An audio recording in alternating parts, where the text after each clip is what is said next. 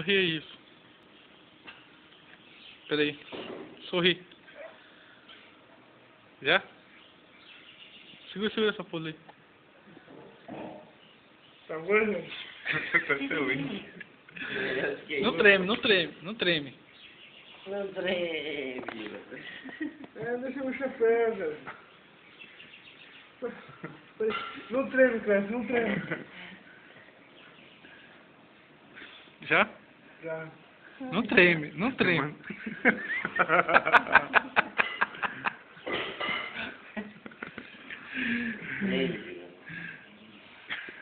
Só mais um pouco. Segura essa pose aí. Não treme, gente. Espera aí. Já? Nunca. Mas o boné tá fechando o teu rosto, não dá pra ver. Levanta o boné, levanta o boné. Aí. Agora. Aí, garoto. Tira. É pra matar, jogador. Tira pra matar. Se eu acertar, eu mato.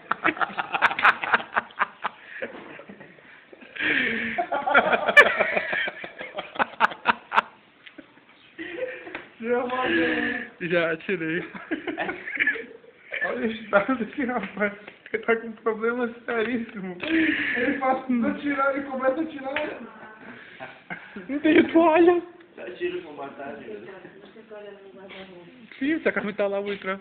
Quer cassete? Quero, importante. Muito bom, Jay. E mãe?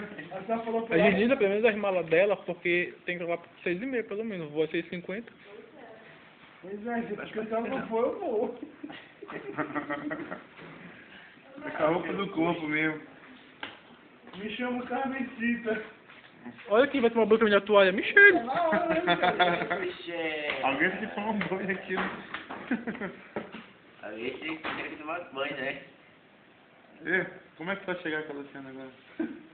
Não esquece do pão. O Vai primeiro foi meu. Não, ele vai chegar, vai abrir a porta, bater lá assim. E aí? Amor, Eu sei, tem uma festa pra gente ir agora. Festa do Motolite. sabe o que vai falar? Festa, muito chato. Ei, Bruno, eu sei que vai chegar de Tibra nesse vídeo aí. Olha o estado dos rapazes aí. Problema sério. Claridade tá ficando bacana. Problema é sério do sistema pano. O pessoal do gato, do engate aí. Engatou aí, mano. A Carmen já saiu e me despediu, pô. Demitido, você está demitido. Pronto. É isso. Faz uma pose aí, deixa eu botar uma foto. Eu não consigo mais, cara. Não tenho Não, tá, faz uma pose aí. Uma coisa. É. Mas levanta o chapéu, senão vai ficar ramesco.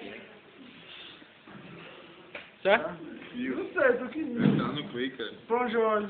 Qualquer lugar. Não, não foi. Tá.